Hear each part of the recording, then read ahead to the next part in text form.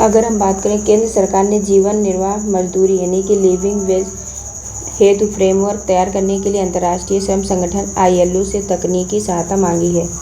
वर्तमान समय में भारत में न्यूनतम मजदूरी सिद्धांत का अनुपालन किया जाता है। यह मजदूरी 2017 में स्थिर बनी हुई है।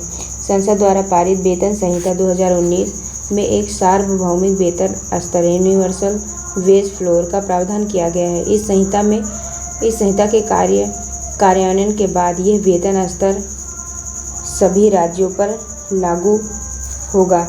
न्यूनतम मजदूरी की मौजूदा वर्तमान व्यवस्था की अगर समस्याओं की बात करें तो न्यूनतम मजदूरी अधिनियम 1948 में न्यूनतम मजदूरी तय करने के लिए केवल दिशा निर्देशों का उपयोग किया गया है। यह कानून यह नहीं बताता कि न्यूनतम मजदूरी कितनी होनी चाहिए। कुछ प्रकार के रोजगारों के लिए न्यूनतम मजदूरी तय करने संबंधी प्रावधान न्यूनतम मजदूरी अधिनियम 1948 और ठेका श्रम विनियमन एवं उत्पादन अधिनियम 1970 दोनों में दिए गए हैं। इसमें भ्रम की स्थिति उत्पन्न होती है। सभी राज्यों में राष्ट्रीय आधार मजदूरी लागू नहीं होने की वजह से राज्यों के बीच मजदूरी में असमानताएं देखी जाती है। मजदूरी में लैंगिक स्तर की समानता देखी जाती है। इसकी वजह से अधिक पुरुष श्रमिकों वाले अनुसूचित रोजगारों की तुलना में अधिक महिला श्रमिकों वाले अनुसूचित रोजगारों में न्यूनतम मजदूरी कम होना।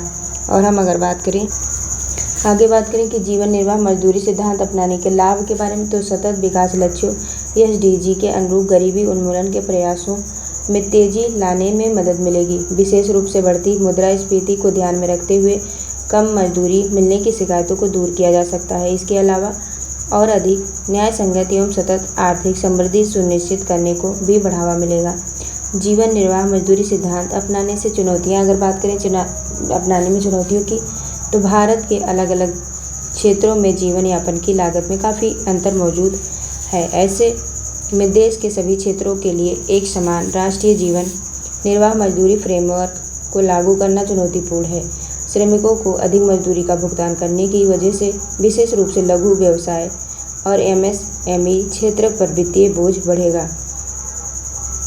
अगर हम जीवन निर्वाह मजदूरी और न्यूनतम मजदूरी के बीच अंतर देखें, अगर पहलू देखें तो जीवन निर्वाह मजदूरी में श्रमिकों और उनके परिवारों के लिए सम्मानजनक जीवन जीने हेतु आवश्यक मजदूरी स्तर, श्रमिकों के जीवन की गुणवत्ता में सुधार करना।